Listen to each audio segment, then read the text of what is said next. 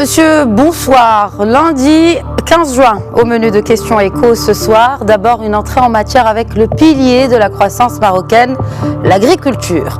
Comment le secteur a-t-il vécu les impacts liés à la pandémie, conjugués à ceux liés à la pénurie d'eau? Avec une consommation annuelle équivalente à 80% des quantités d'eau utilisées au Maroc, le secteur est confronté aux aléas climatiques. Preuve en est, d'après la tutelle, la production de céréales devrait baisser de près de la moitié au titre de la campagne agricole 2019-2020. Alors quelles sont les pistes pour amortir les dégâts? Réponse en compagnie de Mohamed Amouri, président de la Comader, la Confédération marocaine de l'agriculture et du développement rural. Ensuite, il sera question de finances participatives avec la création de 2 fonds de garantie. Cette offre d'appui est gérée par Sened Tamouil, relevant de la Caisse centrale de garantie. Elle porte sur des mécanismes d'intervention en faveur des entreprises comme des particuliers. Quel apport réel dans le financement de la relance espérée pour notre économie? Saïd Amrdir, expert en finances participatives, répondra à nos questions.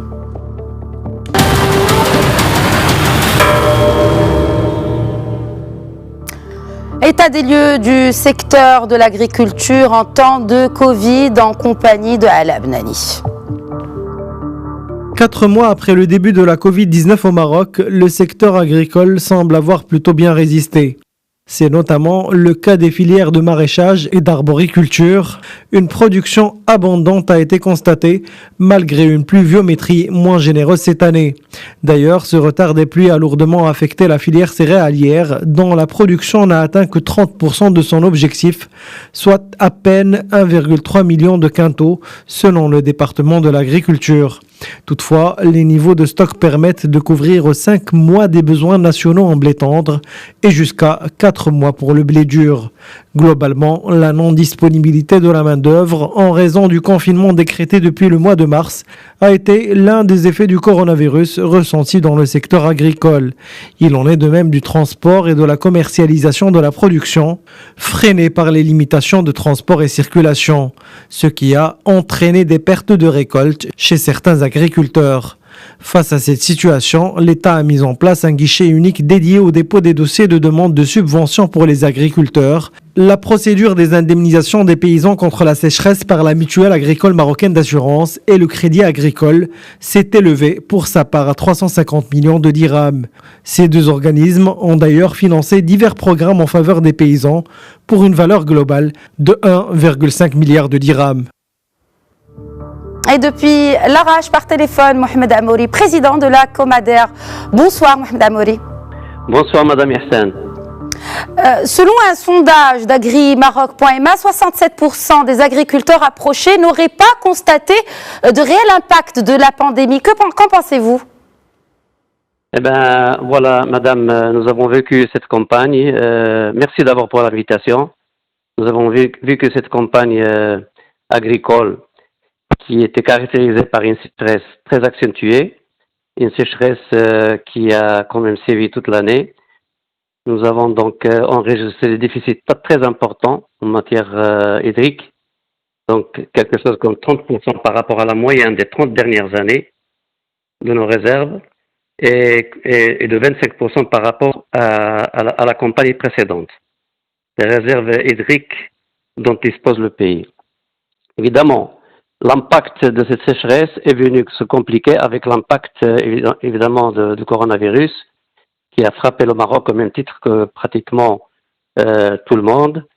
Et donc, conséquence de cela, toutes les mesures barrières, toutes les mesures évidemment de précaution à prendre pour éviter la contagion ont évidemment agi sur un certain nombre de filières de manière très défavorable.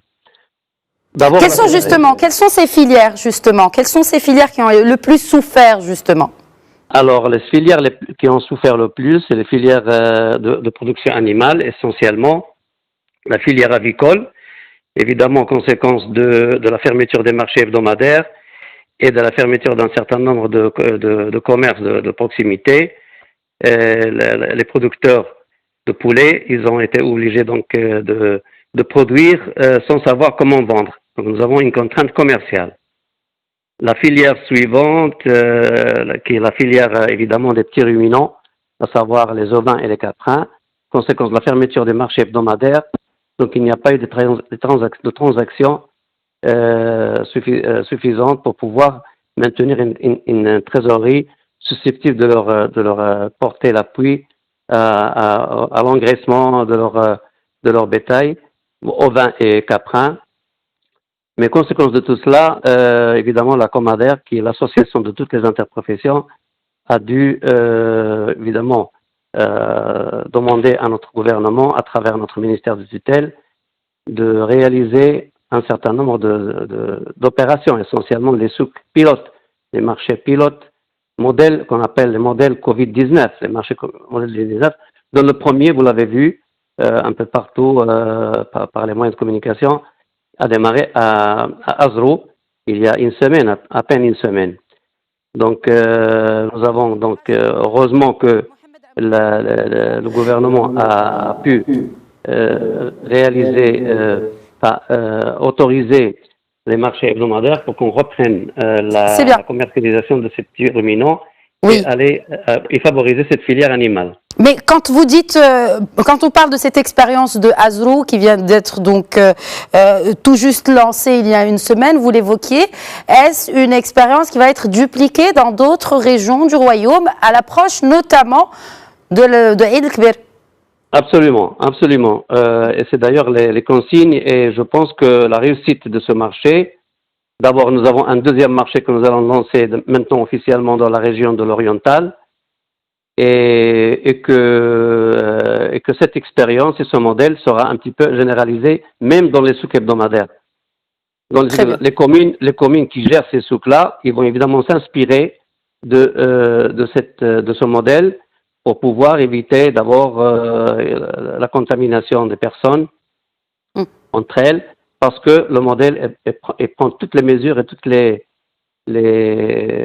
précautions nécessaires en matière de se laver les mains, des masques. Les mesures sanitaires, en tout cas comme prévu. Alors, je voudrais juste revenir avec vous sur cette question de manque de pluie, de pluviométrie à la baisse cette année. 80% des quantités d'eau, encore une fois, utilisées au Maroc, vont vers l'agriculture.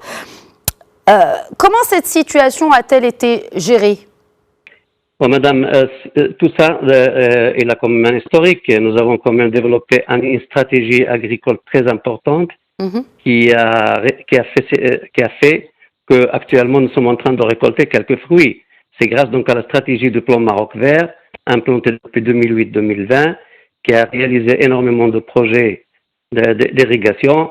Nous avons fait des projets d'économie d'eau, notamment l'irrigation à goutte pour essayer de réduire au maximum l'eau d'irrigation, et aussi l'organisation professionnelle qui est aussi à l'origine de cette stratégie de plan Maroc Vert. Le Maroc actuellement, grâce à Dieu, le secteur agricole est très bien organisé. Nous sommes 18 filières agricoles, végétales et animales qui sont réunies autour d'une association que vous avez citée tout à l'heure, qui est la Comader, la Confédération marocaine de l'agriculture et du développement rural, et que donc, grâce à cette base de plan Maroc Vert, nous avons connu une mobilisation des professionnels très importante face à l'impact de Corona. Donc, les professions agricoles, notamment du maraîchage et des produits à l'export et tout ça, ils sont sortis sur le terrain grâce aussi à l'aide de notre ministère, de notre ministre et notre secrétaire général qui ont été très actifs et très accompagnateurs dans ce domaine et qui nous ont accompagnés de manière positive pour d'abord continuer notre activité de manière régulière et l'approvisionnement des marchés aussi de manière régulière. Vous avez remarqué? Oui. Mohamed Amouri, non, je voudrais juste revenir à cette question d'aléas climatiques et non des impacts du Covid-19. La violente tempête de grêle qui avait frappé le 6 juin dernier la région de Fes-Meknès a affecté une large superficie. On parle de plus de 9000 hectares. Je voudrais vous poser cette question par rapport à l'assurance climatique, même plus. Multirisque, couvre-t-elle ce genre de perturbations climatiques? Si oui, est-ce généralisé pour tous les producteurs?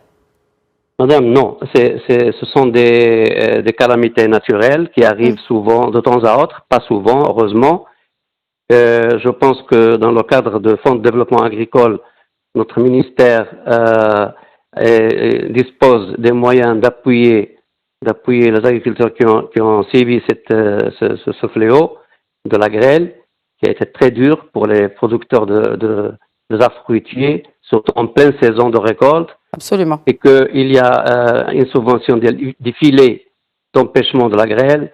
Il y a des aides qui sont en cours d'étude par notre ministère, pour appuyer ces personnes qui ont été endommagées. Je pense on a parlé de 9000 hectares, mais notre ministre aussi, il a fait constater dernièrement, lors de sa visite dans la région, parce qu'il a été dans la région, il a parlé de 19 000 hectares. Donc, c'est quand même assez fort. Et bon, nous, en tant qu'organisation professionnelle, on appuie nos collègues de la profession des arbres fruitiers au maximum pour qu'ils puissent être aidés. Évidemment, il y a une question très importante sur laquelle les gens doivent revenir, c'est les assurances. Absolument. Les gens, ils doivent absolument se protéger moyennant des contrats d'assurance pour éviter ces fléaux et ce genre de calamités naturelles. Sécheresse, inondation, grêle, gel et tout ce qui peut venir d'une manière sur laquelle on ne peut rien, y compris le coronavirus. Absolument. Alors, si vous le permettez, Mohamed Amouri, président de la Comader, nous allons passer aux questions des internautes et de nos chers téléspectateurs fidèles à Questions Écho. La première de Youssef via Facebook qui vous pose la question suivante. Comment intégrer l'impératif de la sécurité alimentaire face au stress hydrique dans la politique agricole? Évidemment, la nouvelle stratégie en cours d'étude actuellement, effectivement, le stress hydrique et la sécurité alimentaire vont de pair. Si nous avons l'eau, on peut tout faire, et si on n'a pas l'eau, on ne peut rien faire. Nous sommes un pays qui, géographiquement, nous sommes dans une région qui n'est pas pluvieuse. C'est-à-dire les pays producteurs de céréales, pour parler de la sécurité alimentaire, c'est essentiellement les pays pluvieux, où il y a beaucoup de pluie.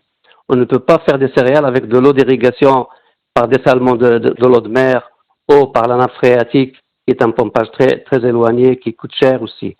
Donc, la sécurité, nous avons toujours, disons que nous avons toujours la satisfaction alimentaire au maximum, en matière de fruits et légumes, de viande, etc. Il n'y a que les céréales que, malheureusement, notre pays est géographiquement dans une position géographique défavorable pour avoir des pluies suffisantes et produire des céréales. Et donc, nous avons quand même des zones irriguées où on assure une quantité, une superficie importante. Je pense qu'il est de l'ordre de 300 000 hectares de terrain irrigués qui produisent, mais c'est pas suffisant. Donc, dans les années sèches, le Maroc souffre évidemment de ce problème. Donc, en fait, ce que vous dites, je me permets de vous interrompre, ce que vous dites, c'est que le Maroc, parce qu'il y a beaucoup de voix qui s'élèvent pour dire que le Maroc devrait réorienter sa production agricole vers les céréales. Et d'ailleurs, le ministre de tutelle avait assuré que l'orientation vers les céréales pourrait faire perdre à l'agriculture marocaine une valeur ajoutée de 20 milliards de dirhams par an. Donc en fait, on ne devrait pas s'orienter vers une autosuffisance, notamment en céréales, mais plutôt penser en valeur ajoutée. Oui, madame. Vous savez, les céréales, c'est notre, évidemment, aliment principal et il faut qu'on le trouve. On le produit chez nous, on l'achète ailleurs. Mais on l'achète avec quoi? On l'achète avec des devises. Et comment on trouve les devises si on ne produit pas des produits à grande valeur ajoutée qui nous donnent des devises pour pouvoir importer cette matière qui nous manque? Donc, on ne peut pas produire avec de l'eau des céréales parce que ça va coûter très cher, beaucoup plus cher que de l'importer, mais on peut produire quelque chose de similaire qui peut nous donner beaucoup plus d'argent pour importer les céréales tranquillement à partir des pays qui sont producteurs et qui sont disponibles dans tout le monde. Parfait. Je voudrais passer à une autre question d'une téléspectatrice, Zoubida, qui se pose la question suivante. Quelles sont les priorités du plan Génération Green 2020-2030 avec la crise du Covid-19? Est-ce que la digitalisation des process agricoles est toujours d'actualité? Absolument. La digitalisation devrait être notre préoccupation principale durant cette période de 10 ans. Nous avons passé, je pense que la personne qui vous a posé la question a dû assister à un webinaire que la Comader a réalisé il y a à peine quelques jours, 4 ou 5 jours, sur la digitalisation de la commercialisation des produits agricoles. Donc, réfléchir à ce défi-là, parce qu'il faudrait qu'on change un petit peu de mentalité en matière de commercialisation.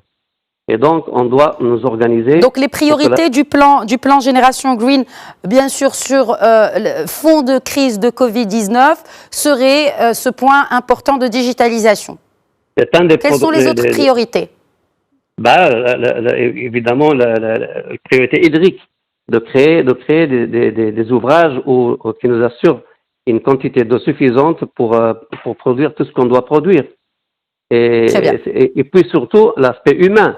Donc la formation des personnes, la création des petites entreprises suffisamment modernes et la création des coopératives, l'encouragement au savoir-faire. Tout ça, c'est les priorités pour créer de la classe moyenne dont l'objectif est très très important dans le rural notamment. Merci beaucoup Mohamed Amouri, président de la Comader, d'avoir répondu aux questions de Média TV. Merci beaucoup.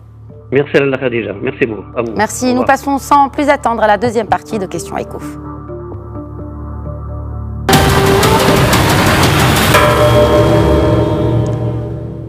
Et en cette seconde partie, il sera question de finances participatives. Retour d'abord sur le lancement des fonds de garantie d'Aman Iskan et d'Aman Muqawala avec Ala Benali.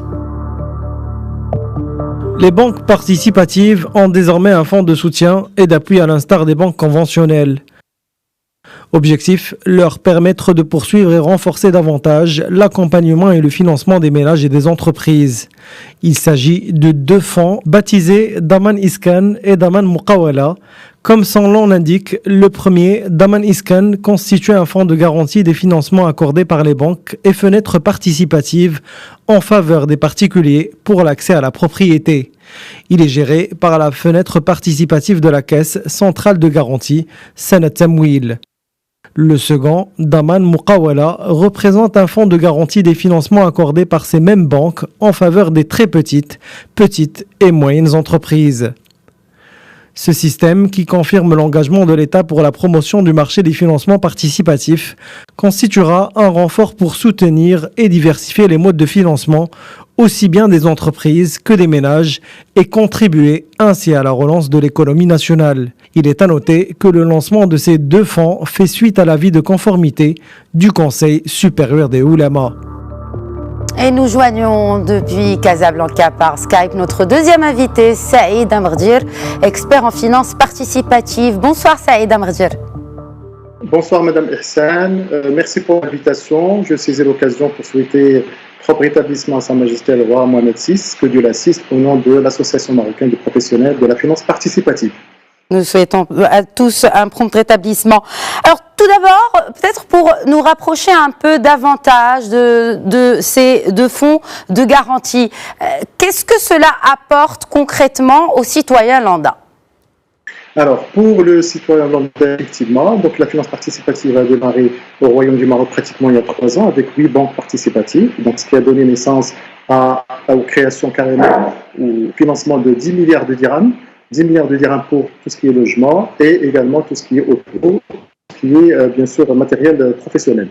Alors, après, effectivement, il fallait renforcer l'offre et grâce à l'initiative maintenant de Sanat Tamwil, qui a permis effectivement de lancer les 2 fonds, un qui est dédié aux particuliers, on a Fogarim Iskan, Fogaloge Iskan, et surtout, on se concentre sur les 2 derniers, à savoir Daman Mubashir et Daman Daim, qui sont effectivement dédiés aux entreprises marocaines. Très bien. Que valent les fonds de garantie, n'est-ce pas, sans assurance Takafoul? Alors justement, cet écosystème aujourd'hui, nous avons essayé d'imaginer à travers le travail associatif que nous avons démarré depuis pratiquement 2013-2014. Bon, il y a 7 ans maintenant, ça aboutit pour les banques participatives. Il reste encore un travail de fond pour l'assurance participative Takafoul, justement, parce que les 10 milliards de dirhams aujourd'hui qui sont financés par les banques participatives, les 8, ont besoin d'une assurance décès emprunteur. Et Dieu le sait avec Covid-19, maintenant, le coronavirus. Donc le risque du décès est très important, de la nécessité d'accélérer les process. D'ailleurs, la CAF vient de publier le décret d'application, il reste encore la circulaire, les contrats types et l'arrêté du ministre des Finances pour que les premières compagnies d'assurance déposent leur demande d'agrément et qu'on démarre cette activité très très rapidement, au plus tard, troisième trimestre 2020. Au plus tard, au deuxième trimestre, et surtout qu'il y a un grand besoin de financement, notamment chez les entreprises qui ont subi de plein fouet, bien sûr, encore une fois, les effets directs et indirects de cette pandémie. Comment pensez-vous que, justement, cette finance participative puisse aider à financer ce plan de relance marocain? Je parle bien sûr du privé et non du plan de relance du gouvernement. Alors justement, parce qu'à un certain moment, si vous avez suivi un peu l'actualité, avec Ntelaqa, le projet Ntelaqa, les banques participatives ne pouvaient pas participer de manière active parce que tout simplement il y avait deux produits ou deux supports importants qui manquaient, à savoir la caisse de garantie, donc c'est les fameux produits d'Aman Moubachir et d'Aman Dayn qui viennent d'être lancés, et deuxième élément c'est le refinancement auprès de Banque Maghreb. Donc ces deux éléments qui sont très importants, sur lesquels se basent aujourd'hui les banques commerciales, manquaient pour les banques participatives. Maintenant, avec les Daman Moubachir et Daman Dayn, rappelons que Daman Moubachir, c'est un fonds qui est dédié effectivement aux TPE, aux PME, justement pour les financer à hauteur, bien sûr, de 1 million de dirhams pour les TPE, PME et entrepreneurs qui ne dépassent pas 10 millions de dirhams de chiffre d'affaires. Et deuxième Dayn, c'est pour les sociétés qui dépassent les 10 millions de dirhams de chiffre d'affaires. Donc, automatiquement, si on fait la comparaison, c'est pratiquement 10% de financement qui leur permettrait bien sûr, d'avancer et de créer de la valeur, de la richesse bien sûr, pour le pays et pour le jeune. Donc, ce qui fait que la CCG a joué un rôle très important, mais il n'empêche que nous attendons également l'assurance Takafoul participative d'essai, l'assurance également développe également l'épargne et tout ce qui est multirisque bâtiment qui permettra également d'offrir d'autres produits qui sont nécessaires et primordiaux aussi bien pour les particuliers que pour l'entreprise. Puisque vous le citez, vous avez cité ce programme Ntelaqa qui, rappelons-le, a été initié en début d'année par le souverain. Vous avez parlé de financement, mais il y a aussi cette partie tout aussi importante qui est celle de l'accompagnement. Et justement, les banques participatives, c'est un peu cela, l'accompagnement de l'entreprise pour soit déjà la montée ou plutôt pour dépasser des crises comme celle que nous sommes malheureusement en train de vivre. Quel est le rôle que pourra jouer justement ces banques participatives et ces structures de finances participatives pour accompagner ces entreprises? On le sait, on parle là de plusieurs secteurs et on parle aussi d'entreprises qui sont un peu... qui ne savent plus sur quel pied danser, ni comment elles pourront peut-être un jour retrouver une activité normale. Est-ce qu'il y a cet accompagnement aussi ? Alors justement, merci pour cette question qui est très très importante parce qu'au-delà du financement, le plus important, c'est l'accompagnement. Parce que de toute manière, TPE, PME ou auto-entrepreneurs, généralement, ils ont des projets qui sont intéressants. Mais il faut absolument l'accompagnement qu'il faut pour que le projet soit bancable. Bancable, ça veut dire que la banque participative peut effectivement le financer. Ce travail de fond en amont, il est aujourd'hui réalisé par plusieurs banques participatives, justement en négociant des tarifs très intéressants avec des consultants, justement pour accompagner nos jeunes, accompagner les auto-entrepreneurs, les TPE et les PME, justement pour qu'ils préparent leur BP, le business plan, qu'il soit solide, qu'il soit bancable, pour que bien sûr le financement suivra, et pour que les critères qui ont été adoptés, les règles de valorisation, l'étude de marché, etc., soient à jour de telle manière que la banque trouvera ce dossier complet, bien sûr challengé par des consultants en amont, et bien sûr le financement viendra par la suite, et généralement, il y a de bons résultats lorsque l'auto-entrepreneur, la TPE ou la PME passe par ce stade d'accompagnement qui est très important pour justement tracer sa trajectoire au niveau de l'entrepreneuriat, créer de la valeur, de la richesse et ne pas avoir des problèmes par la suite. J'aurais également aimé insister sur un point très important qui est le besoin en fonds de roulement. Nous avons un nouveau produit qui s'appelle le Salam, qui sera lancé bientôt par une banque participative de la place, ou deux ou trois. La plupart travaillent maintenant sur le projet, mais il y en a eu deux qui sont en avance et qui permettraient effectivement de financer ce que nous appelons le besoin de fonds de roulement. Parce que c'était un peu difficile de donner du cash directement, mais à travers le Salam, on arrive quand même à financer, sur une dérogation en quelque sorte, de financer un produit même s'il n'existe pas encore.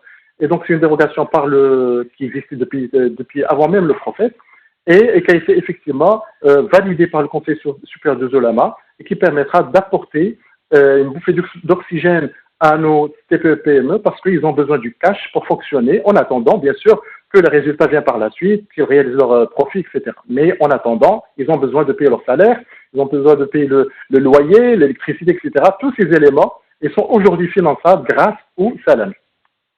Très bien, juste pour terminer, alors est-ce que ça sera vraiment l'élément déclencheur finalement, cette crise de Covid? Ce sera une opportunité pour insuffler un souffle, je veux dire, nouveau pour la finance participative et notamment vers l'entrepreneuriat? Exactement. Alors, Dieu le sait aujourd'hui avec Covid-19, avec bien sûr le risque qui est très important sur l'assurance Takafoul ou l'assurance participative pour baquer les 10 milliards de financement réalisés par les banques participatives depuis 3 ans. Mais n'empêche, ce sont des menaces. Mais aujourd'hui, il y a des opportunités intéressantes. Aujourd'hui, ce que nous faisons aujourd'hui, c'est ce contact à distance. Ça nous a permis effectivement de lancer plusieurs webinaires avec le cercle des dirigeants. Et il nous a permis effectivement de toucher plusieurs régions du royaume parce que finalement la finance participative était essentiellement basée sur l'axe Casaraba au maximum Marrakech. Aujourd'hui, on est visible sur le Lyon, on est visible sur Dakhla, toutes les régions du royaume sont là, qui nous suivent. Deuxième élément qui est très important, nous avons également réalisé des webinaires avec les pays africains. Donc la finance participative, finance islamique chez nos Africains. Donc ça nous a permis de contact avec la Côte d'Ivoire, avec le Nigeria, etc. Et on est en train même de réfléchir à un écosystème beaucoup plus large, un écosystème africain, grâce aux orientations stratégiques de Sa Majesté Roi Mohammed VI. Merci. Merci beaucoup. Merci. Malheureusement, le temps de l'émission est terminé. Merci beaucoup, Saïd Amrdir, expert en finance participative, de nous avoir partagé vos idées et également points de vue sur cette question de finance participative. Avec plaisir. À la prochaine. Merci. Au revoir. Merci à tous de nous avoir suivis. Voilà, c'est la fin de Questions Éco. N'oubliez pas, vous pouvez interagir avec nous via le hashtag Questions Éco. Je vous retrouve pour ma part demain, Inch'Allah, à 21h pour un nouvel épisode de Questions Éco. D'ici là, prenez bien soin de vous.